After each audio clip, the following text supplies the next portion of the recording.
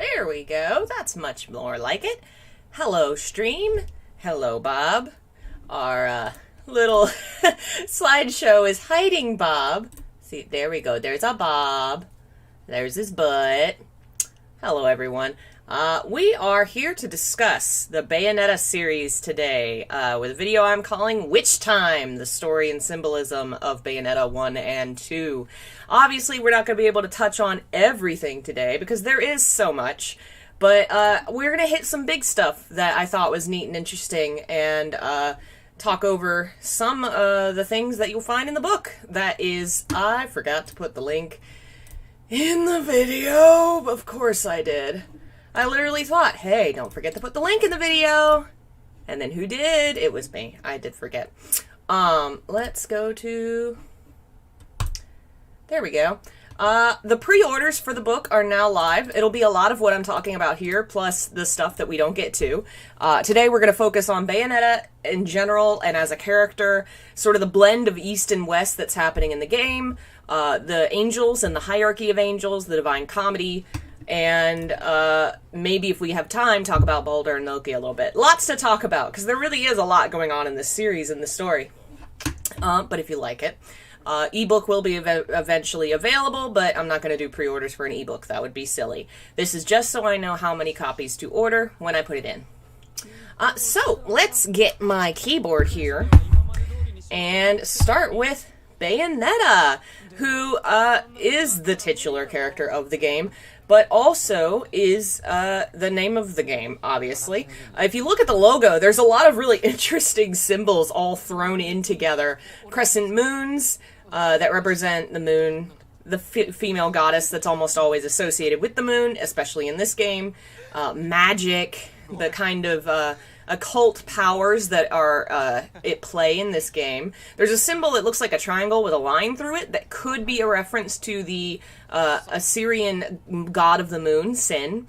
It's also an old Anatolian symbol for king.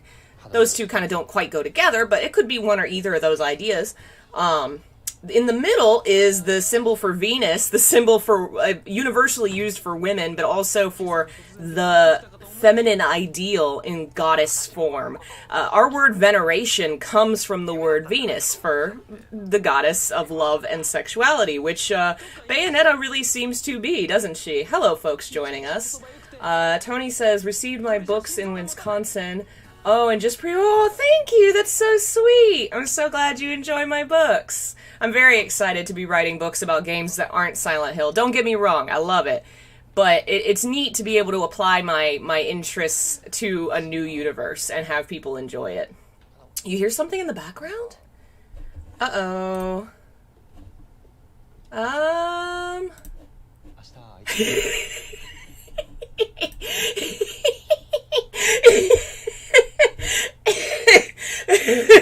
So, oops.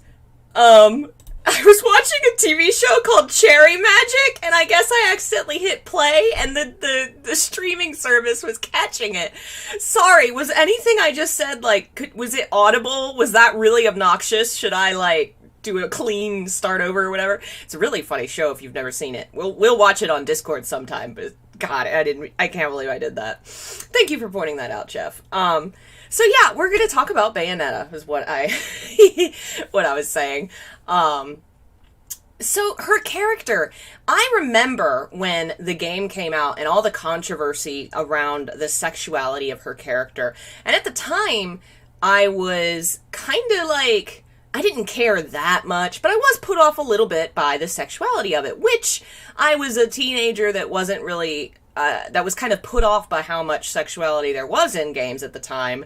And I can see where as a teenager I was like, that's not what I'm into, you know? But it's the reason that I put off by it, and why others may have been, is because there's this idea of what sexuality is in video games that Bayonetta does not line up with. The example I talk about in the book is Ashley from Resident Evil 4, who is a vaguely attractive young woman, a teenager, but almost an adult. Her breasts in cutscenes kind of go like They do that weird ambient moving thing that makes no sense. And she doesn't have a personality or a real history as a character. Like, you can't tell me things about Ashley. Like, she doesn't have an identity as a character other than she has a crush on Leon. She is the perfect kind of mold for the assumed male audience to who's identifying with Leon to kind of just sort of enjoy her as a presence. The fantasy of someone young, attractive, who's interested in you, and that's all they are. That is what sexuality with women in games often is. It varies from there to, you know, how ridiculous it is or not ridiculous. Like Trish from Devil May Cry kind of fits that route a little bit too, but I think she's a far more developed and interesting character, especially by later games. But that's kind of the framework that most women in games that are sexual fit into, and Bayonetta doesn't at all. What's sexualized about her is, for one, very different. There's a lot of focus on her very long legs and her very wide hips and her, you know, that. And it's very in your face at times how, the woohoo, that's right there. And that's really different. That's not something that's sexualized as much in fiction. For one, in the West, it's kind of considered more risque, more inappropriate. But it's also something that's associated with pleasure for the person that has it, receiving pleasure. Whereas breasts are something that a man can look at and enjoy. It's more of a for your pleasure rather than for hers. Historically, those have been symbols of female goddesses, reproduction, sex magic, all kinds of things. There's a symbol called I'm probably not going to say this right, the Sheila Nagig, which is an Celtic Irish symbol that's basically a small little figure holding, there's like a oval shape and then they're holding it open, like, hey! Like, that's a really ancient symbol for the kind of things that Bayonetta's embodying. And so whenever that was on the screen, it felt like that's what they were calling back to, is, you know, the primal sexuality of the woman, of the goddess, rather than just Big Titty McGee that we've seen 1,000 times. Thank you, Quinn, for pre-ordering the book. Thank you so much. I hope y'all like it. It's been fun writing. It's not going to be as long as the other ones because, you know, I go way too wild with Silent Hill. But anyway, she's also very womanly. Very tall, for one, 6'8". She has a very defined face, kind of like maybe defined cheekbones, not exactly like, you know, like you could chisel them, but pretty defined for a female character, not a very round face in comparison. She has angular cheekbones, I guess, is what I'm trying to say, to a certain extent, as compared to like the very round baby faces that you often see in attractive female figures. She's got the glasses, which immediately just ages you like 5 years. I don't know why that is, but there's something culturally that makes characters with glasses look so much more mature. And there's like a little mole on her face. Like, she's womanly. And the way that her behavior, the way that her sexuality occurs in the game, with the way that she flirts, the way that she moves and dances, I compare it to burlesque, which is like a kind of stage performance that's very flirty, sexy, kind of strippy, but there's more of an aspect of like theater to it, rather than just like, I guess, stripping and pole dancing, which is a little more just pure, I am dancing and taking my clothes off. I'm sure there's a better definition, but I think of burlesque as being a little more theatrical, like they have put together a dance routine and also are ripping clothes off. Feels like Bayonetta.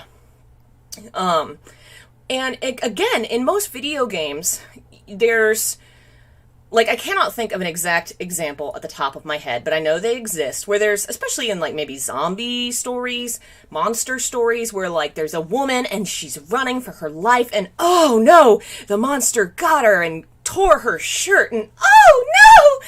Like, there's this aspect of that where it feels like being a voyeur. Like, you are seeing something you were not meant to see, and the woman does not want you to see.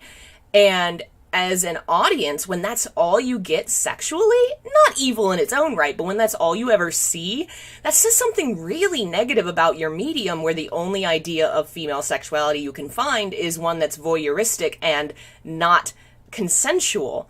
Bayonetta's is very consensual. She is basically looking at the camera and winking at the audience and saying, hey baby, look at me. She is a part of this seduction and this dance. She is stepping up to the mic and, taking her turn on the pole, and she wants to, and she wants you to see it.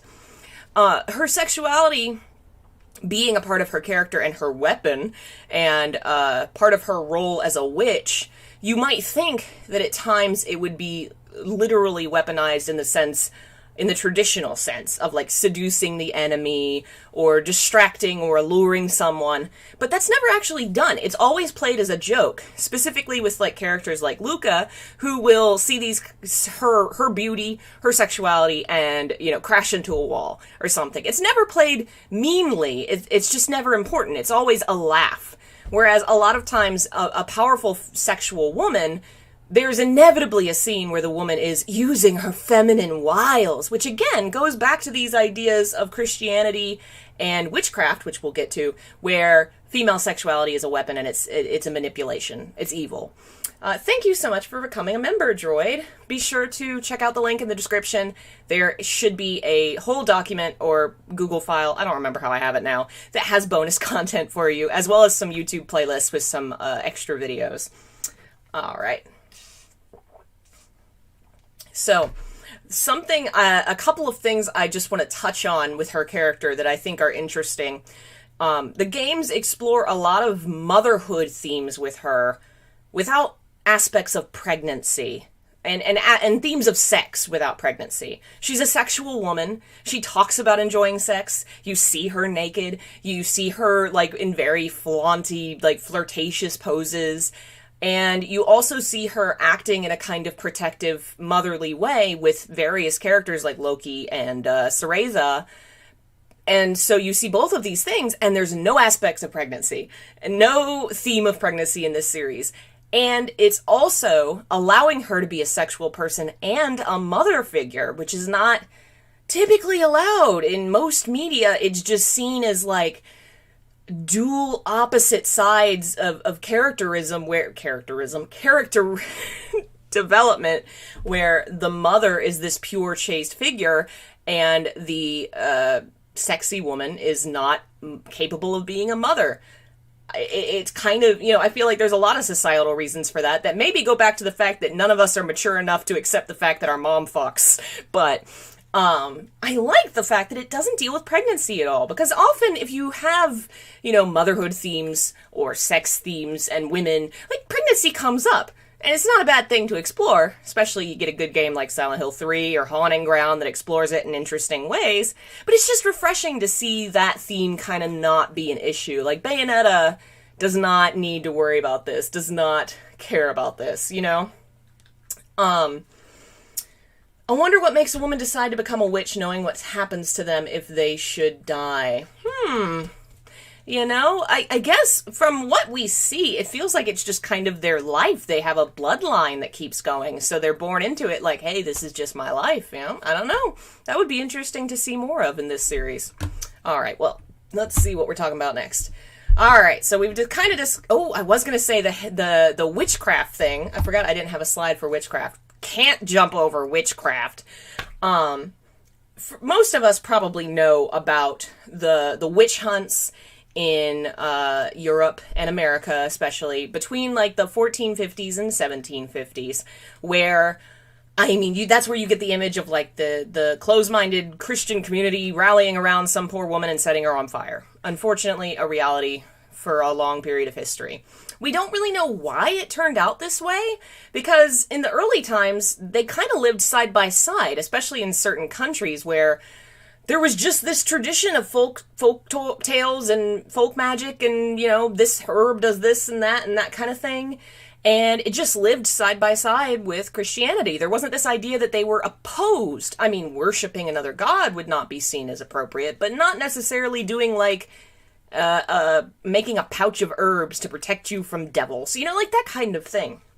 Especially like in the case of a midwife, who was usually someone you'd associate with these folk magic traditions.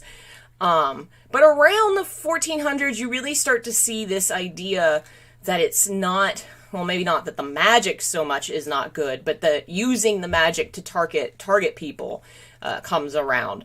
The idea of heresy is kind of invented by the Catholic Church and becomes part of their doctrine, where they can basically say such and such behavior is heretical and you could be excommunicated, you could be killed for doing this thing. A lot of bad things happen. There's the 100 Years' War, there's the Black Plague, everybody's dying. It's just a bad time. And you see, historically, when bad things happen, society tends to kind of get stressed out and people get anxious and upset, and they target and take it out on vulnerable people or people in their community. And that's unfortunately what seems to have been happening with the witch trials and the witchcraft purging of this era. What they were attacking was not magic. It was women and sex. I actually have a book. Did I pull the book out? Where did I put you? Book? So, they used to write these texts where it was basically these pamphlets that they would pass around that explained what a witch was, how to find one, and what to do with it. And while there were sometimes male witches, 99.99, well, okay, actual number is, I think, 80% of people that were attacked for being witches were women, and 85 that were killed were women. And the books that went around describing witchcraft are really, really bad. Let's see, 117.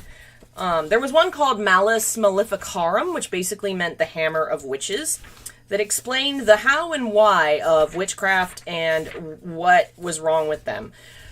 Basically saying that witchcraft is a thing where women get down with the devil, and it's because of Eve and how Eve was evil and was born from a bent rib.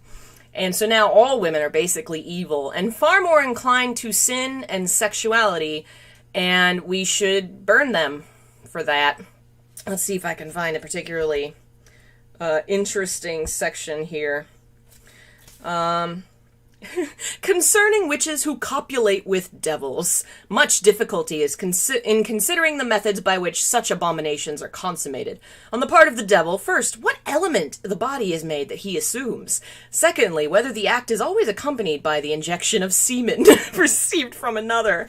This is from the idea that the devil would pretend to have a vagina and have sex with a human man, and then take that semen and go have sex with, turn into having a penis, and then have sex with a human lady, and then eject the other guy's stuff, I guess because they couldn't have their own stuff, and that's how witches are born. Yeah, stupid. The argument that it makes is really circular, because it argues that women are innately evil and overly sexual and malignant, but they're also really stupid and naive and not smart enough to take care of themselves. So are women manipulating and seducing everyone, or are they stupid children? I mean, those don't go well together. Unfortunately, this book was very popular, and it was part of what inspires so many. I mean, to the point that some communities in Europe had one woman left. That's how many people got killed and hurt by this. And so what I take from that as far as Bayonetta is, it means that Bayonetta as a sexual figure immediately makes sense. If she is a witch and she is condemned for being a witch, then what she's condemned for is sex. Because these books literally say things like, the woman is capable of endless lust, I think is one of the lines, that all they do is go around seducing men. Basically saying that it's, the men are totally innocent of all this. It's obviously that horrible woman's fault. So when you have a story like Bayonetta's dealing with witchcraft, it makes complete sense to have her be this really sexually overtly powerful woman who's kind of reclaiming the identity of witch and of sexuality for women and saying, no, fuck you, I'm awesome and I'm amazing, and kind of reclaiming the idea of the sexual witch. All right.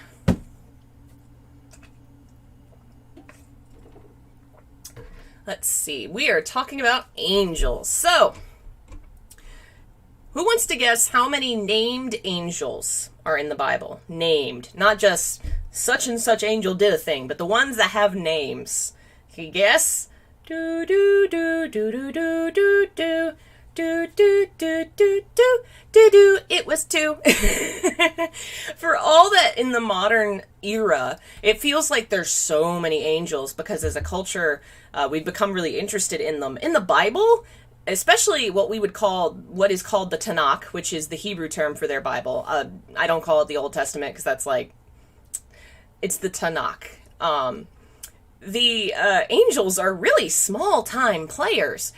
The word that's translated to angel in English was originally malak in Hebrew, and it was just one term used for what we would think of as angels. They were also called like a half a dozen other things, the watchers, the ministers, a lot of different things. Malak, when it was translated into Greek, because the Bible went from like Hebrew, Aramaic, Greek, Latin, English, like it's been through like 5 languages. The word in Greek for messenger, which is what malak means, was angelos, and that became angel eventually. So malak was a messenger who takes a message from one place or one person a long ways away to another person or place. And the angels in the Bible often are literally just doing that. Like, oh, and Lord sent the angel, and the angel said, what is up? And that was it, or they were appearing with someone, carrying something, like they were often just kind of backdrop characters, very rarely speaking parts. There were some at times, but not that many. The 2 that are named in the Bible are Michael and Gabriel. Michael is the only one that's actually named as an archangel, arch from, I believe, Archos, that I think means like powerful or big. Great. I don't entirely remember. So Michael, really, of the angels, is like the most detailed one. He's the patron of basically half a dozen. Like, I think France claims him as their big angel. He's supposed to lead the apocalypse. Like, he's this big, big, busy dude. Gabriel is also named but not mentioned as an archangel. Gabriel gets to do some cool things in Christianity, like tell Mary, hey Mary, how you doing? You got a baby. In a different gospel, he talks to Joseph in his dreams all the time, just saying, okay, Joseph, now move here. Okay, now you can move here. And now God says you should move here, like for half a dozen pages. But for the most part, biblically, angels don't really stand out that much. They aren't described in general, like the term malak, the angel, not really described as having wings or anything.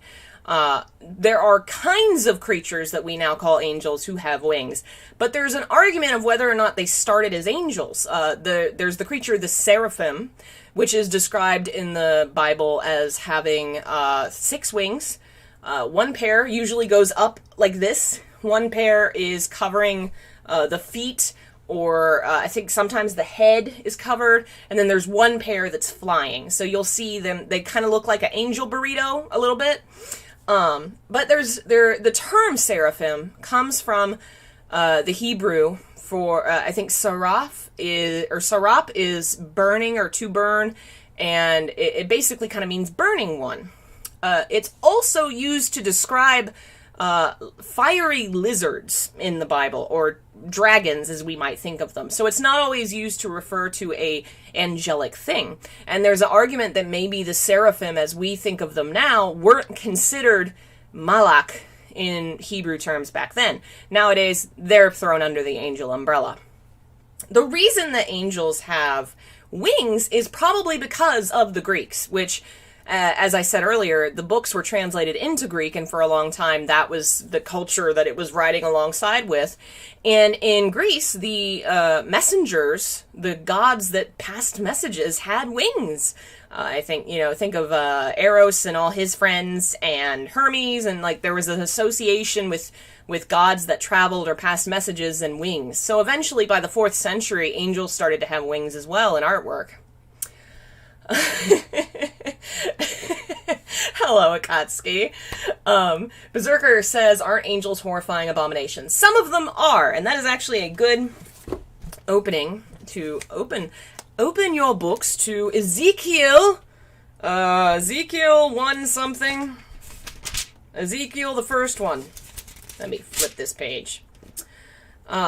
In the 30th year, in the 4th month on the 5th day, while I was among the exiles by the Kebar River, the heavens were opened and I saw visions of God. On the 5th of the month, it was the 5th year of the exile of King Jehoiachin. The word of the Lord came to Ezekiel the priest, the son of Buzi, by the Kebar River in the land of the Babylonians. There the hand of the Lord was upon him. I looked and I saw a windstorm coming out of the north, an immense cloud with flashing lightning and surrounded by brilliant light. The center of the fire looked like glowing metal, and in the fire was what looked like 4 living creatures, and in appearance their form was that of a man, but each of them had 4 faces and 4 wings. Their legs were straight, their feet were like those of a calf, and gleamed like burnished bronze. Under their wings, on their 4 sides, they had the hands of a man. All 4 of them had faces and wings, and their wings touched one another. Each one went straight ahead. They did not turn as they moved. Their faces looked like this. Each of the 4 had the face of a man, and on the right side each had the face of a lion, and on the left the face of an ox. Each also had the face of an eagle. Such were their faces. Their wings were spread out upward. Each had 2 wings, one touching the wing of another creature on either side, and 2 wings covering its body. Each one went straight ahead. Wherever the spirit would go, they would go, without turning as they went. The appearance of the living creatures was like burning coals of fire or torches. Fire moved back and forth among the creatures. It was bright, and lightning flashed out of it. The creatures sped back and forth like flashes of lightning. As I looked at the living creatures, I saw a wheel on the ground beside each creature with its 4 faces. This was the appearance and structure of the wheels. They sparked like chrysolite, and all 4 looked alike. Each appeared to be made like a wheel intersecting a wheel. As they moved, they would go in any one of the 4 directions the creatures faced. The wheels did not turn about as the creatures went. Their rims were high and awesome, and all 4 rims were full of eyes all around. So that is a description of both the cherubim and what's sometimes referred to as the Ophalim, or the thrones. Those are the 3, along with the seraphim, are considered the 3 highest angels in the hierarchy of angels, which, if you will guess the Bayonetta's hierarchy, it does come from this same hierarchy. It's the exact same, except for one change, that they just changed a name, probably because it was a mouthful. Angels did tend, when they were specific types, to be kind of creepy. If it was just an angel, the angels themselves were never really described other than like, he was cool and handsome and bright and made me love God. But if it was a seraphim, a cherubim, or an ophalim, something like that, typically you got that more horrifying description, which if you look at the image on the top left there, the black and white one, that's a picture of the seraphim, the ophalim, and the cherubim. Who, the cherubim and the ophalim are the wheels and the kind of the carriage of God, essentially, where they were carrying the tabernacle, which was the box that housed the Spirit of the Lord on earth. So they were basically his ride. And you catch that they said that the angels that hold the box don't ever turn, and the wheels are wheels within wheels. That means basically it's like a sphere with a bunch of circles in it that can roll any direction. It's like an omnidrive.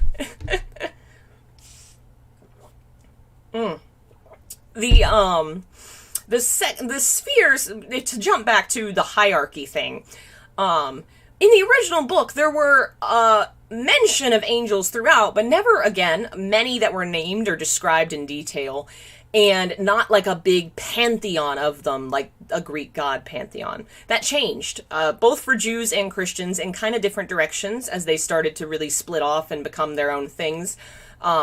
But it got to the point where there were so many angels that everybody was like, well, crap, how do we figure these guys out?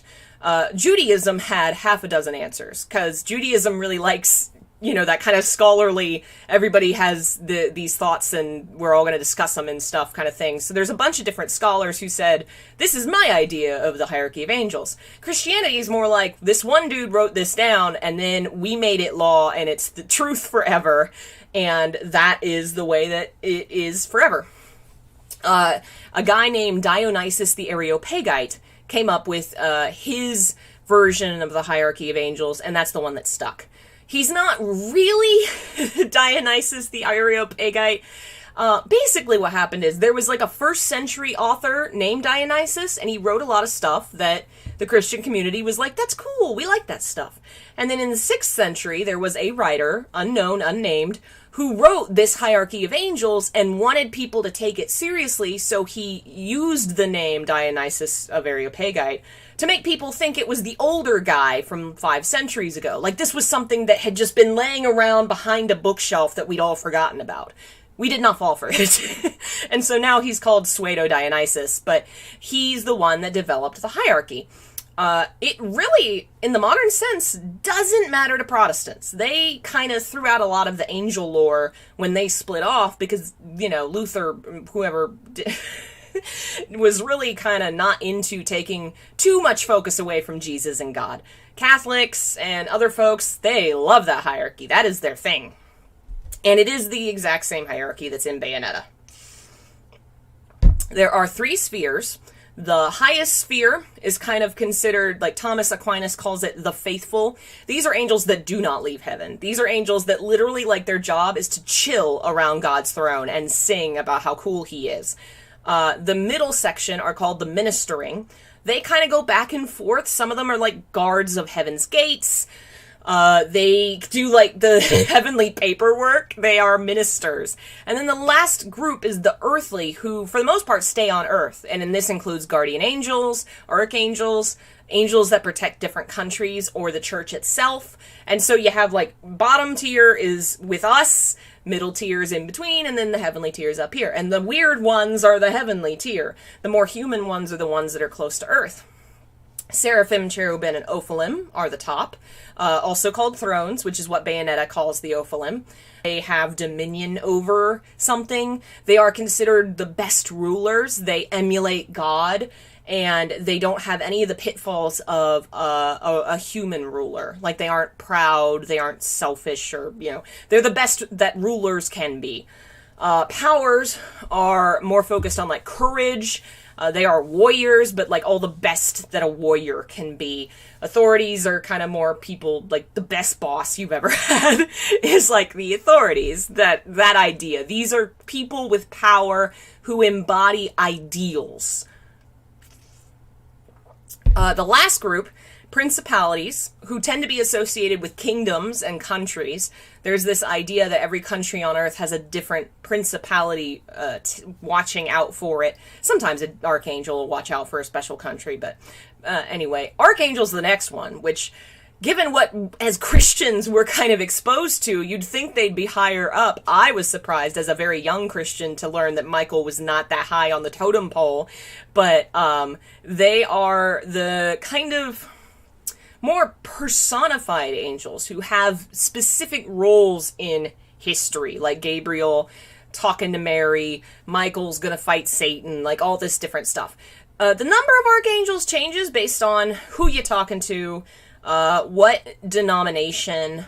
Judaism tends to round it out with 4, Michael and Gabriel, who are mentioned in the Bible.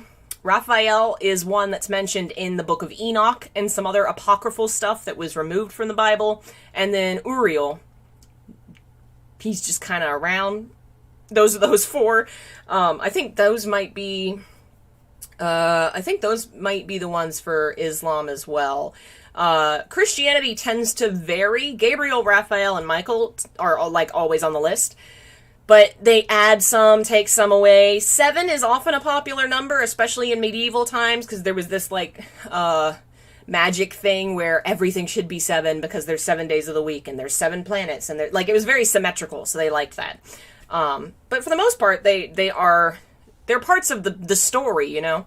They protect the church, they protect people in certain instances. And then the last group is angels. They're just the grunt soldiers. We tend to think of them as guardian angels, everyone associated with a human being. Singing about God and twerking for eternity. That's a really good job, isn't it?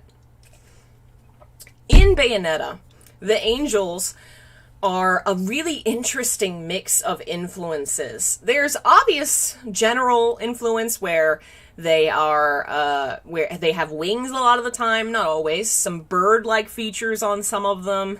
They have a lot of whites and golds, which are like holy colors. It's when I imagine like a church and what I saw as a child, like often the priest was wearing white and gold. There was a lot of those bright colors. White's a purity color. Gold is like the color of the sun, and it was seen as like really pure. And anyway, but there's also a lot of that creepier aspect at work as well. They have a lot of masks, and the masks kind of look like the stone statues of angels, which became so common in various points of artistic history in the West. Like, people loved angels all the time, especially statues. And they look like the stone faces taken off of those statues. They have a lot of teeth, a lot of eyes. I love the eyes because that does actually come up in the Bible. Multiple types of angels are described as being full of eyes, which is an awful way to phrase that, and I hate it. But it's a very, very powerful visual. Hello, Daniel. Thanks for joining us. Oh, man. Full of eyes. Horrifying. A lot of what they do ties into what the angels are in pop culture and Christian culture. The association with music, angels tend to be referred to as choirs because they sing the Lord's praises and all that. And so a lot of the angels in the game have musical instruments, especially like horns, because angels are supposed to, there's like 7 horns that they're going to blow at Revelation and throw a big party. They're going to blow those party poppers and it's going to go off. What's interesting is, even though we do have this hierarchy of angels and this system of angels that's so heavily tied into Christianity, the Christian God is mostly absent. It kind of reflects more of an Eastern sensibility where they're, especially like China, maybe more than Japan. It varies a little bit, but there's this sense of God in the abstract, of heaven in the abstract, where there's like this divine will, there's this fate going around, but not necessarily a person on a throne directing things. That's a far more common Eastern thought than it is Western, and it feels that way a lot. The game puts it as God existed and has basically gone or is away, but it feels more like that kind of Eastern heavenly sense of a energy, a source, but not a thinking God. All right, we've talked a lot about angels. Let's see what we got next.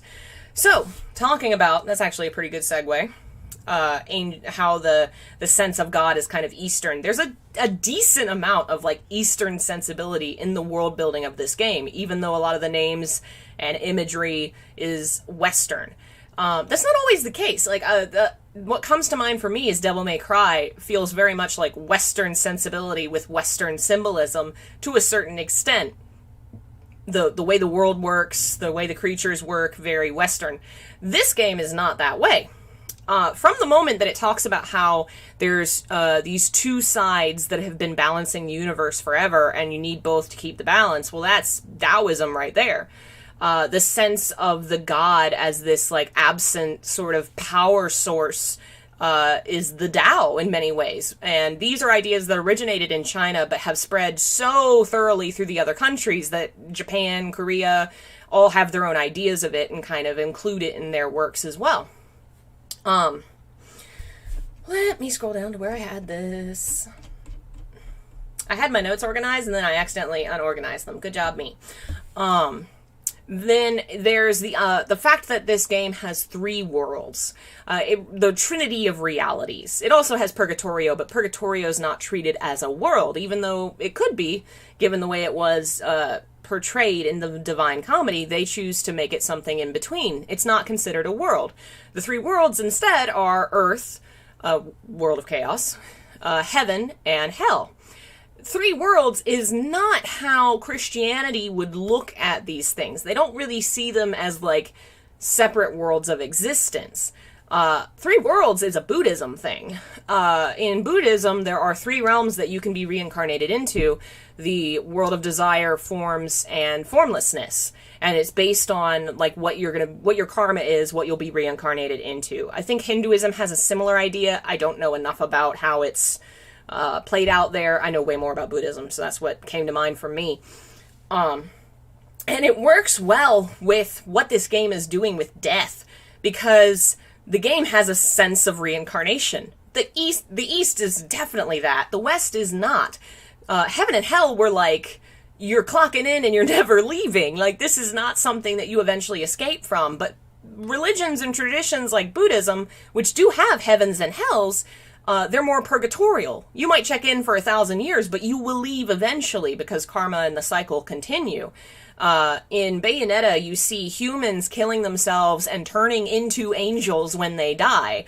And it's implied that Loki, a god, passes away and is possibly reborn as a human being. Those are very Buddhist ideas, very Eastern ideas. Gods get reborn as humans, humans get born as gods. That happens all the time.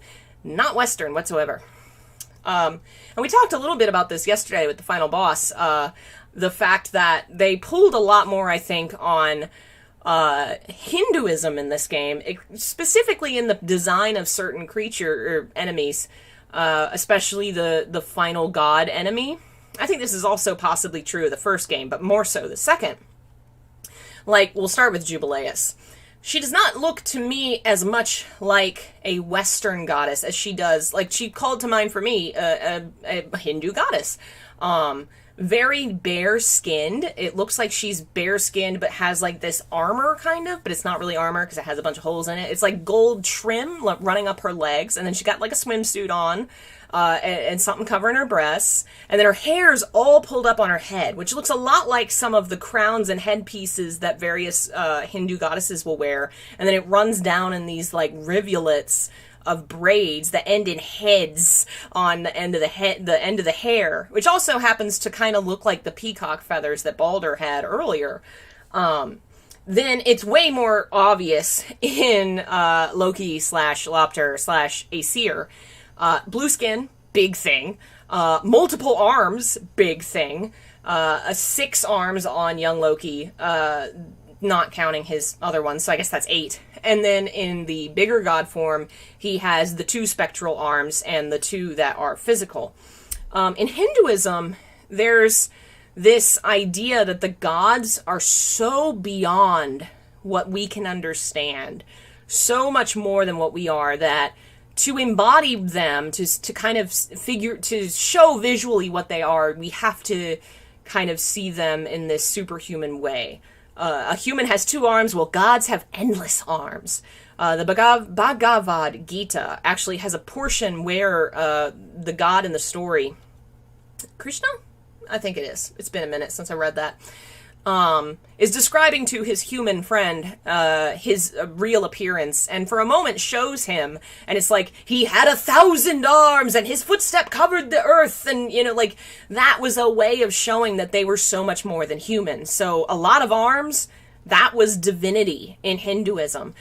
Skin color was another way, because if we're human and we're used to a certain skin tone, and then you see blue, humans can't be blue, that must be a god. So the blue skin and the multiple arms immediately brought to mind a Hindu god. Also, the kind of the lack of clothing, a lot more common, I think, in the East than it is in the West. Like, Western, I think there came a time when our artwork and such would go real hard on the nakedness, but religious-wise, especially since the Greeks went bye-bye, we've kind of gone hard left in the other direction with, we're all puritanical, cover up your shit, don't show nobody your shit in terms of religion. Whereas Hinduism, I don't think, really had that aspect, to my knowledge. I'm still reading up on it. What are my thoughts about Queen of Sheba? Oh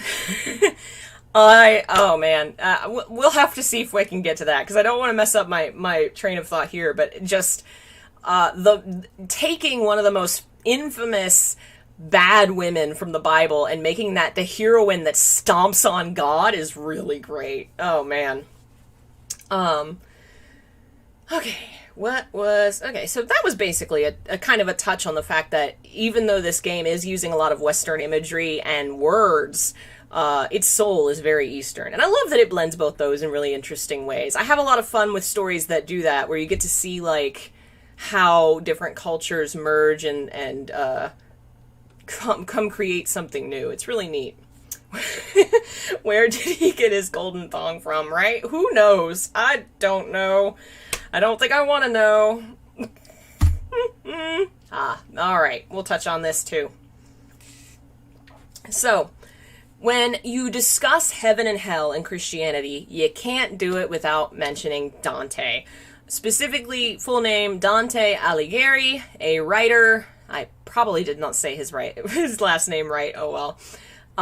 A writer from Italy from before the Renaissance, probably like the 1000s-ish. I do not remember when.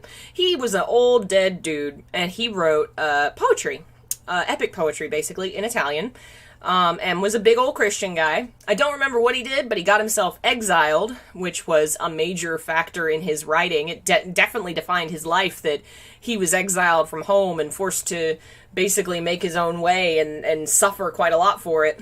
But he was a really famous writer that wrote this epic poem about himself entering hell and going through the Christian hell, seeing it for himself, and then through the Christian purgatory and Christian heaven. All the meanwhile making very pointed moral, economical, political, religious statements by who he placed where, because he was putting contemporaries from his time in heavens and hells and purgatories, like popes that he was putting burning in hell forever because of such and such thing they did. And a lot of what he was writing, people of the time would have recognized and seen or known who the people he was talking about and why he put them there for such and such controversy or such and such sin that they did. Basically, this guy was exiled. This guy was banned on Twitter, and he went to his Tumblr and said, here's the shit, okay? And he wrote 3 long epic poems about all this stuff. And in doing so, he also developed a beautiful sense of place for all 3 locations, deciding what sin was punished where, why that sin was punished, how it was punished, what mythological figures were in these different places, because he had Greek figures, he had mythological monsters showing up. It was like a big crossover of various mythologies to a certain extent. Yes, I own and have read all 3 parts. I love it. I actually have mine. Well, here's my Purgatory and Paradiso. These were my father's. They're probably some of his only books that I inherited, because I've always been in love with religion and Christianity and all that, and I think I was in middle school when I saw these, and I was like, ooh, what's that? And I asked my dad if I could have them, and I just took them. They're really good. Which one? These are published, I think, in this is 1961. It's not the best translation. I would recommend reading a newer one, but I'm partial to it because I grew up on it. It's really, really fun, his works. And I wouldn't even say they're really hard to read, since they're poetry, and at least the version I have has, like, explanations with each chapter. Like, there's a summary of this is what happens, and then there's a bunch of notes like this is who he's referencing and why. So if you can get a good copy, it's not that hard to read.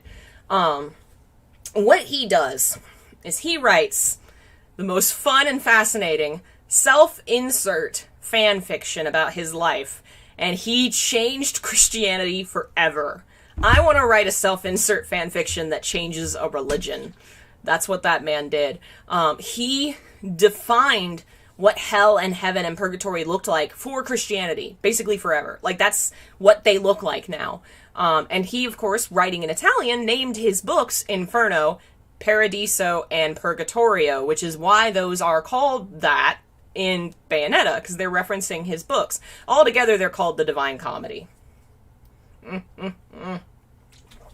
There was a really cool version of the book that I wish I still had, that Barnes & Noble put out, that was like a hardback red copy that had a bunch of the art from Gustave Doré, and I'm really sad I don't own that anymore. I would definitely, if you have a Barnes & Noble around you and they have that classics section, look for it, because it's super cool. Hi, Deanna, welcome.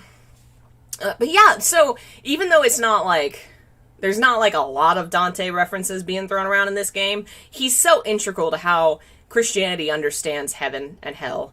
and the names for those places in the game come from him. And the fact that Fimbulventr is a mountain is almost certainly because Purgatorio is on a mountain. It's that middle image there. It's these tiers on a mountain that you gotta climb up, and each one represents like a sin or a weakness of soul. And if you're a Christian that's trying to get up to heaven, you have to pass these kind of tests to get further up the mountain. If you're a very prideful person, you have to survive the pride test. If that's not your issue, then you get to just keep walking up the mountain. But it could take you like 1,000 years to get up this mountain training course of death. Does not sound fun to me. I think some of them were like, you're crushed under a rock for 1,000 years. Like, no thank you. I'd rather just chilling.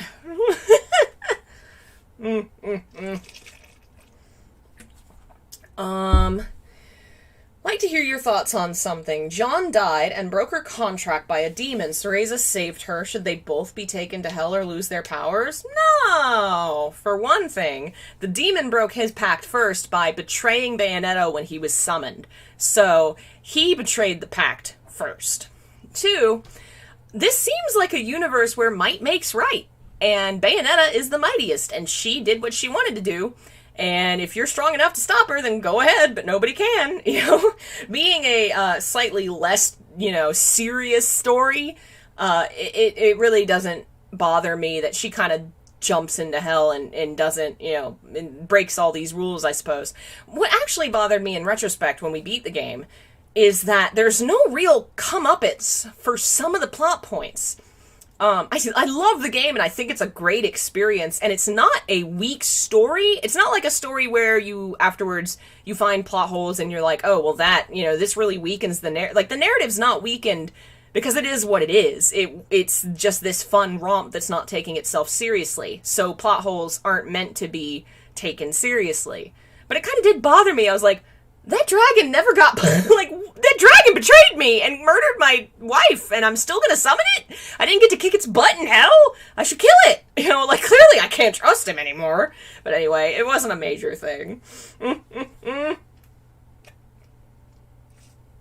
So, I gotta talk about my favorite guy, Baldur. Generally talking about Norse mythology, which is, of course, kind of strewn through here. Kind of like dustings of Norse mythology. It's not a major aspect, but it does deal heavily in the apocalypse. Ragnarok is this huge deal, and so it fits really well with this story that's heavily focused on the end times. Baldur and Loki both being named for characters from Norse mythology.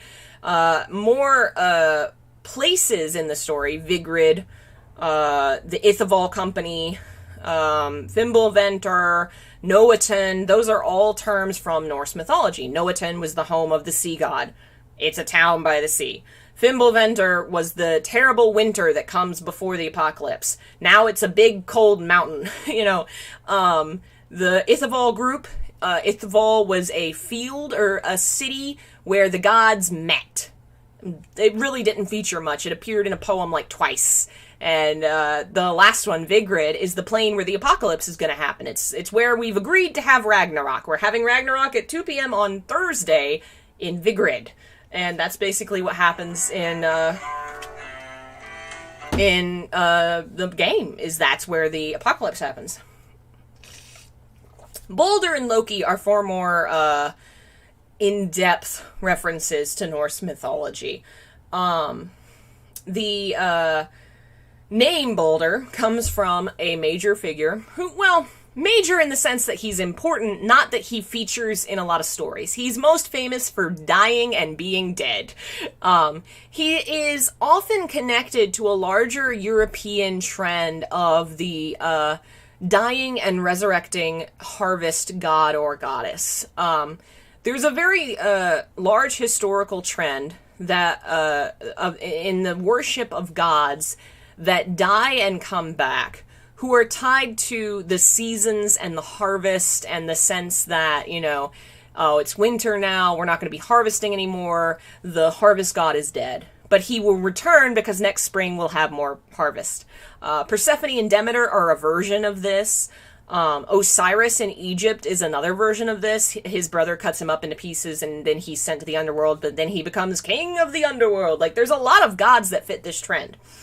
Baldur kind of fits this trend a little bit.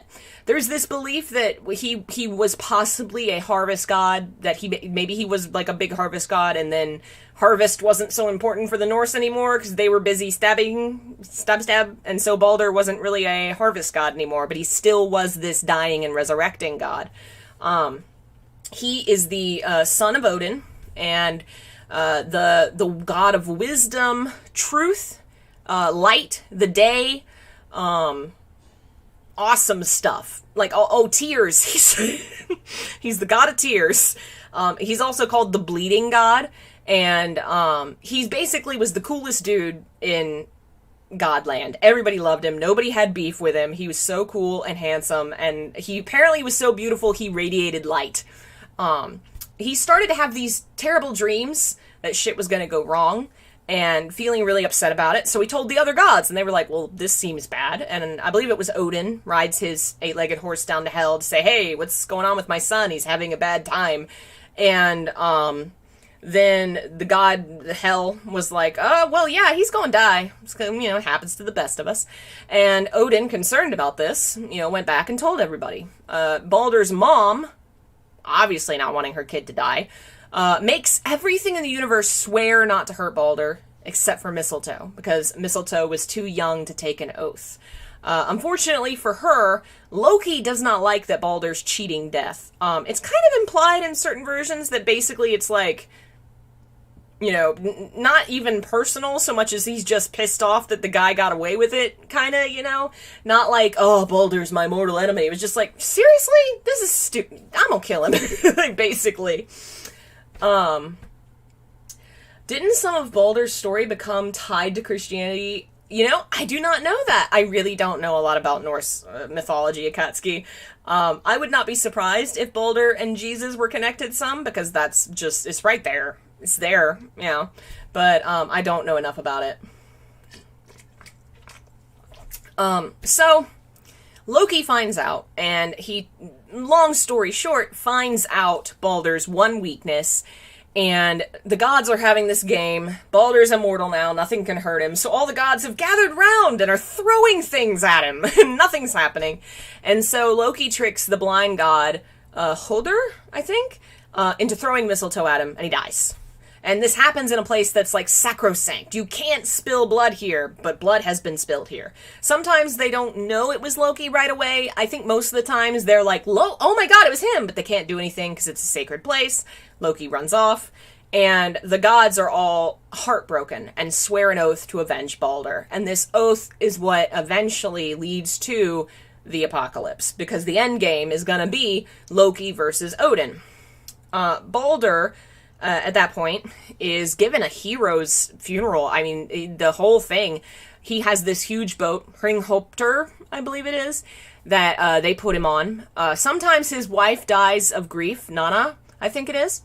Or she flings herself into his pyre. Either way, she dies and gets burned with him. The horse, his horse, fully decked out in gear and armor, burns with him. And Thor kicks a dwarf into the fire, just for that extra spice. There's 4 things burning on this boat now. Odin puts his ring there, like, just this really overladen boat. And Thor gives it, like, the honorary royal god send-off with his hammer or what have you, and it burns and it goes off. It's not over there, because one of the gods, I think it's Odin's brother possibly, goes back down to Hel to ask Hel, hey, can you let him come back and be resurrected? And Hel says, sure, if everything on Earth mourns him. And Loki, being a sneaky guy, manages to screw that up too. So he's trapped in Hel. And it's described as he's entering Hel, he's like riding on this horse with like 500 other riders with him, and then he sits upon the best throne in Hel. Like, it sounds as if Hel is his place now, it's his jam, which a lot of these stories about the gods that die and come back are very similar, where, Osiris becomes the king of Hel. Inanna, I believe, like, marries or becomes queen of Hel or associated with Hel. Persephone, queen of Hel. Like, it feels like he's got a pretty good setup down there. Now, just because he's not getting reborn now doesn't mean he's not coming back. But the story doesn't end with his return. It ends with them saying, he can't be resurrected right now. But one day, When the world is new and different again, he will come back. Basically, after Ragnarok, there's going to be a new world that comes about. There will be 2 humans left over that'll repopulate everything, and the sons of the gods will be alive, Odin's sons, Thor's sons, and Balder will be resurrected at that point. But not now. And so he's associated with a lot of those same ideas with the harvest gods and resurrection gods and all that, without that kind of final punchline. Like, he's waiting in the underworld for his chance. Which makes me wonder if maybe they'll resurrect my favorite dad in the 3rd game. Please, maybe? It won't happen. But a lot of his symbolism and the kind of aspects of tragedy and sacrifice that come with Balder fit really well with his character in Bayonetta. He basically sacrifices himself twice. Once in the 2nd game when he first takes in the evil spirit, and then in the first game, timeline, in the first game when he dies that time and the spirit dies with him. Both times there's this kind of sacrificial aspect that goes well with Baldur's character of someone who is the best of us. Truth and honor and justice. His son is justice. This guy is like the best. Represents the sun and all that is good, and he dies. But also, that death leads to the apocalypse, which happens basically twice, kind of, because I'm trying to think of how I thought about this in the timelines earlier. The events of the 2nd game happen, and he gets possessed, and basically his personal identity kind of dies, and he becomes the bad guy. He also kind of, his death at the beginning of Bayonetta 2, before things really start happening, kind of also leads to the 2nd, not in a direct way, but gameplay and story-wise, it looks like, oh, Balder died, now things are going badly. Like, it almost looks connected. He has a lot of the same colors in common, same symbols, the sun, white and gold, which also ties into the Christian aspects, because he dresses like a priest, and he's called Father Balder, which is what you would refer to a priest as. He, in the background, like, you see the historical Balder with the hat, that's a mitre. It's what bishops wear, and it almost looks like he's got what's it called? Is it a sable? I don't remember what it's called, but there's this piece of fabric that bishops will wear that says basically, "Hi, I'm a bishop," and it looks kind of like he's wearing one. I think it's just the colors of the jacket, but it looks like he's a religious figure. And when you first confront him in the first game in that big church arena thing, it looks like a church. The peacock that is on him is a big Christian symbol. It got confused with the phoenix at one point, because phoenix was like a big symbol in the East, and there was a place where the peacock, or the phoenix was like the bird of that town, and this town had a saint in it, Saint Barbara, and so the phoenix became her symbol. But then Christians were like, what is a phoenix? We do not have this bird, we have peacocks. And so it became the association with the bird that dies and is reborn and is eternal and magical and fire, became the peacock in Christianity. It was believed that it was like incapable of being corrupted, like the meat wouldn't corrupt or what have you. The feathers would endlessly come back, I guess. It was an immortal bird, and so it became really associated with Christ and with his rebirth. The eyes were associated with the all-seeing eye and all that. The fan of the feathers was the sun, and so like the rising sun, the son of God. So you see peacocks throughout Christian artwork for ages, and it's just the perfect symbol for him, because once again, it's rebirth and dying and sacrifice and Christ and the sun, and basically Balder is this game's Christ figure. And he's beautiful, and I love him, and I'm so sad he's dead. I think that's everything I wanted to say about him. If only he could be reborn in a better world. I am running out of juice. Let's see, what else did I have to talk about? Oh, there he is. There's our man. This is more kind of references to Norse mythology and possibly even their rune system. If you look at like the focus on triangles and sharp lines in his design, it resembles a lot of various runes. Especially there's a symbol that's like a triangle, and then on the other side is I'm not doing this well, but the rune for day kind of looks like one of the things that floats behind him. Let me see if I can go back. We had a... Where was it? There we go. That shape behind him kind of looks like the rune for day. Kind of looks like a different version of the triple goddess symbol. It's interesting, but it like he has this very geometric look to him. I had the thought earlier that Aesir kind of looks like the winner of RuPaul's Drag Race in a year where geometry was the theme. He's got the rays of the sun coming out of him, and the gold, and the cosmic, like, floating aspect with the cape that's sort of see-through and kind of looks like stars, and the sea and stuff. And of course it's all really odd looking and mysterious. Like, it doesn't look like something humans would wear. It looks something godly.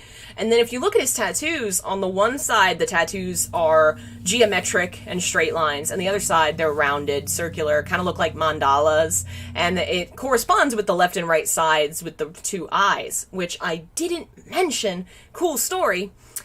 The idea of the eyes as being associated with, oh my goodness, I got rated? Oh, thank you for letting me know, Min, because my freaking program doesn't always show it. The eyes are associated with, the good and evil, the left and right, is not something that's new to Bayonetta. It actually can be found in Egypt.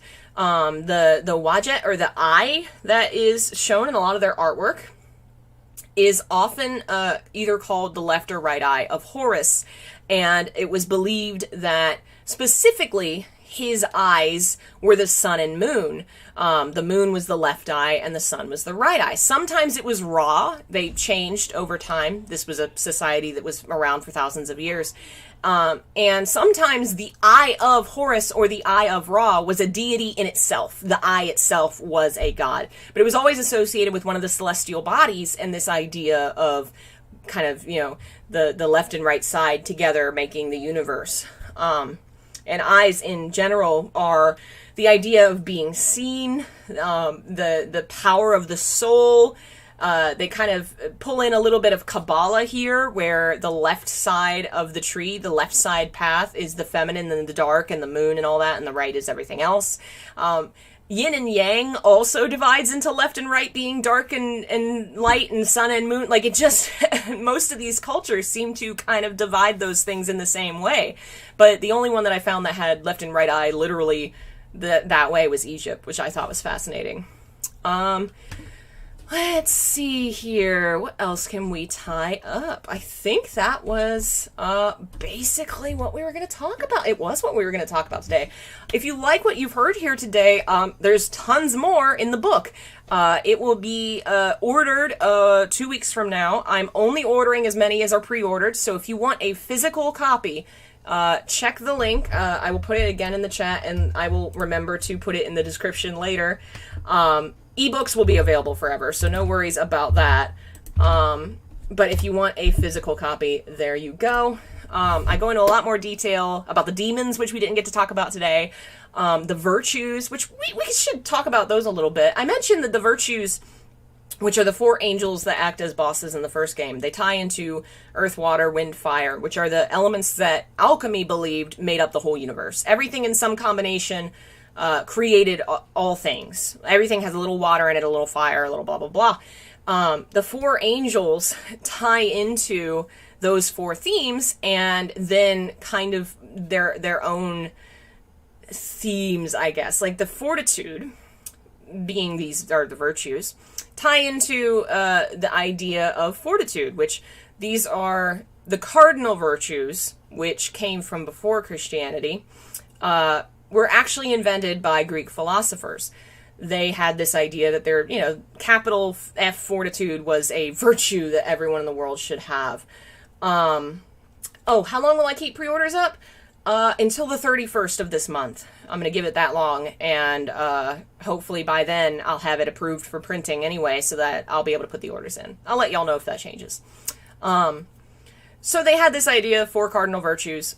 Christianity takes a lot from Greece, and so they take the 4 cardinal virtues, they add to it 3 more, which come from the Bible: love, charity, and faith, I believe it is. Those are the theological virtues. They are not in this game. Only the 4 cardinal ones are, which I think is interesting because it takes what is the older idea, the more pagan idea, and not the one that's kind of more readily connected to Christian faith.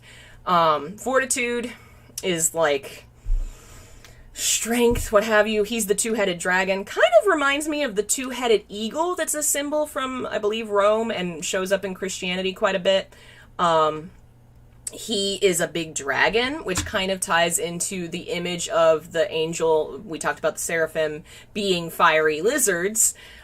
He has this similarity to some of the dragons that appear in Revelations, which there's 3 different creatures in that are called the beasts, and they have a bajillion heads, and they're terrible, and they're going to destroy the world. Specifically, one of them, I believe, comes out of the ocean and has 7 heads with 7 horns and diadems, crowns. And if you look at the Fortitude, he does have horns and this kind of crown gem thing on his dragon heads. I thought that was neat. There's the boat guy, Sapientia, who I believe represented wisdom. I don't have that one down because I didn't think I was going to talk about them. But he feels like a very obvious reference to Leviathan, who is a ocean monster that shows up for a short period of time and is mentioned in the Bible, usually as a way of representing the enemies of Christ. The other cultures, other gods, were represented by Leviathan, big sea snake. And so having a big monster that kind of looks like it's got the long limbs and the long torso and it kind of swims around in the ocean, kind of a little bit Leviathan-y. It has this big animal mouth and the head is, I think, hidden away in the neck. That's a weird sentence. Definitely comes across that way. Justicia, the one with all the tentacles and the horribleness. Oof. Oh man, he is terrible. I'm going to pull up where I wrote about him because I thought he was fascinating. Justicia. Justice is described as the giver of life. Laguna says his strange appearance comes from the difficulty of encouraging justice in the world. He's associated with the element of earth, and it's likely the association is where the giver of life title comes from. Originally, if you look at the original artwork, they were going to have a form of him that was a seed, which connects to the idea that he is life and he is earth. It seems like he represents the possibility of life. If he is the giver of life, if he's the origin of life, then he can be anything, which is why he's just this mass of heads and umbilical cord tentacle things and baby faces on the end of the tentacles, and I made this creature worse. The baby faces split open into mouths, plant mouths. He is the potential for life, which is why he looks so terrible. I hate him, but I kind of, reading up on that and thinking on that, I kind of love it. But he's awful to look at. The last one, I honestly don't remember. The wind guy he basically is kind of a big golem with some wind blowing things. Let me see if I had anything neat to say about him. Temperantia is moderation and sobriety. It actually was fun. He is represented by the element for wind, and is supposed to be moderation and sobriety. But in the Bible, wind tended to represent God's wrath, God's anger. I will make a stormy wind to break out my wrath. Behold the storm of the Lord, wrath has gone forth, a whirling tempest. I wonder if they didn't do that on purpose, where they were the one that represents moderation is wind, because that's ironic. That's kind of fun. So we will start to wrap it up. I'll give you all a minute if you have any questions, any other things you want to talk about. Feel free to throw them up there. Pre-orders will be available, and I will keep mentioning them for 2 weeks or so. I don't have the cover quite finished yet, but I'll show that when I do.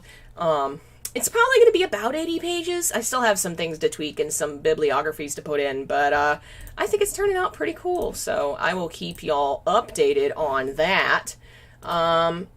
Let's see here. Do you know about Ymir from Norse myth? I know the name, and I know that he's the progenitor of the Vanir and the Aesir. But like I said earlier, Norse isn't really something I know a lot about. I know a lot about Greek, because that's kind of just pounded into you in the West from, like, youth. I researched the Celts quite a lot because I have personal family history to Ireland, and I was really curious. Japan and China, obviously, because Japan, I grew up watching anime. And nowadays I've been reading a lot about Japan and China and some other cultures close by. Hinduism, I've been trying to get into lately. I know a little bit about Aztec, a little bit about Central America, but not quite as much. I'd say nowadays my specialties are Christianity, Celts, Greeks, Japan, Shinto, China, Taoism, Hinduism, and Buddhism. Those are probably the ones that I really know. Did I make a Bayonetta book? I did! It's not as long as my Silent Hill books, but I think it was fun, and I've wanted for a long time to write books about other games and just never had the combination of time, inspiration, focus, and it just worked out this time. I'm gonna try and continue to, like, stream things and write the books as I go, because I think it helps focus me. I really have enjoyed it, and I don't know what I want to do next. I do kind of want to continue Devil May Cry, but I kind of want to play it on my Switch, because I've really gotten into playing, like, Bayonetta and stuff on the Switch, and I can't buy no more games right now, so I'm going to wait and get the DMC collection at some point, and we'll continue the DMC series. Ooh, do I know anything interesting about Bayonetta's weapons? I do! Let me actually pull up the page that lists all hers. I know Durga is a weapon named for a Hindu goddess of destruction. Hindu gods tend to be, like, there's one Hindu god, but there's, like, 12 aspects of the god that represent various facets of their personalities or their powers, and I think Durga is an aspect of the violence of a different female goddess that I don't remember the name of. Let's pull this up. Rakshasa is the name of a group of Hindu creatures, enemies, I believe. Some demons, I believe. I'm gonna double check, Google that. And I kind of want to know who Durga was. Ooh, the Kusheldra I did not know is from Albanian myth, apparently. I did not recognize that one. Let's look at who Durga is. Did you notice Baldur's speed? Witches get witch time to slow down. Lumens get light speed. That's neat. I did not realize that. There we go. Durga is an aspect of the mother goddess Devi, one of the most revered Indian deities. I knew she was an aspect to somebody. Let's see if there's anybody else I recognize. Alruna is obviously that one creature. Oh, Chernobog is a Russian creature that god of death, right? I think we all know it just because of the Disney movie show, whatever. Yeah, I recognize the Hindu ones. The other ones are either not really mythological. Some of them are just Japanese words, like Shuraba, I think just means like violence, something. Stabbing something, I don't remember, but I do talk about them a little bit in the book. I just don't know. I did not recognize that one off the top of my head. Kusheldra, it's a cool name. Let's see. Will I stream Ghost Hunter again? I will at some point for sure. That'll probably be something we do again at Halloween when I'm just generally trying to play through some horror games. I'll probably save it for then. Let me scroll back and see if I missed anything. Aw, I'm so grateful you wrote a book about Bayonetta. The game's my favorite. Most people I ask have never heard about it. Yeah, I'm glad. Thank you for getting me into it, because clearly it was meant for me, and I should have played... This game was meant for me. This is meant for me, just entirely. So gay, so over the top, so ridiculous and awesome, and angels and demons, and just is for me. It's totally for me. I love Devil May Cry. It's a lot of the same things and the same ideas, but it feels like this is what DMC could be on crack if they just went for it. I will say DMC 5 goes harder. It does. But there's an element of DMC 5 that is far more grounded in reality. Not in the sense that it's trying to be real, but that it's trying to look real. You know, you look at the characters, they're very realistically animated, they behave in realistic ways, they look like physically normal humans. Bayonetta does not. Bayonetta's game does not. It's not grounded in realism. It is over the top artistically as well. And I kind of wish DMC would go that route. It would be very cool. But I love my DMC. I love it. And this has been great. Makes me want this kind of game made for DMC. Oh, man. Oh, wow. Greek myth is not as well known. Somebody yelled at me for spoiling the fact that Demeter is Persephone's... I mean, I guess. Who doesn't know that? What? Did you not... Okay. Did you not read Percy Jackson? Oh, man. I can't wait for the Percy Jackson TV show to come out and cause a whole new generation of people to be obsessed with Greek myth. I'm so excited about it. Ooh, Legend of Zelda. I will stream Twilight Princess one day. Right now, I need to stream some things that I have. I have a game called Onimusha. I don't know nothing about that. Looked like it was up my alley. Okami might be something we could do next. Would be fun. I have a couple different ideas that I might throw up on the Discord and let people say what they think would be fun. Did I look up the summons? Yes, I did. There's a lot of fun stuff in the summons. Some of them are unique creations for the game, which is neat, like the fire spider. But not all of them are, and it's neat. Like the one I love is the I don't know how to say it. The Greek monster that's just a 100-hand monster. There's 3 of them. They feature in some of the older Greek myths about the war with the Titans, and in Bayonetta, you summon it, and it's just a bunch of hands that just punch. It's really great. P5R win? Soon. Listen, we will probably play it when life is back to normal. Right now, I'm just kind of wanting to chill and enjoy. Not that I don't enjoy that game, but like, since I've already played it, like, my brain's like, this is boring. I've done this, you know? We will play it next month, probably. So yeah, I guess that is it for now. Oh, you're trying out Final Fantasy X? I honestly thought that was going to be my first book after Silent Hill was Final Fantasy X, because I've been writing about it for years. It's my favorite game, but I like how this happened. This is fun. We will have to stream Final Fantasy X again, though, so I can... Oh, yes, the incantations! They are all in Enochian, and they all have been translated on the Bayonetta website. I read a pamphlet about Enochian, and I still don't understand how that language works. It's a lot, but it's fun if you want to torment yourself with a fake language. Isn't the fire spider the same one from DMC? It's a reference to it, yeah, because both of them have, like, spiders that spew lava and are called Phantom, some aspect of Phantom. I like the idea that it's the same spider. That's funny to me. Because he's such a mean spider in DMC. He does not like Dante. I think there was another creature that was basically really similar to a summon or a monster from DMC, but I don't remember what it was. I need to replay all the DMCs so that I remember them. If Bayonetta's weapons have demons from different cultures, does it mean that demons and angels have nationalities?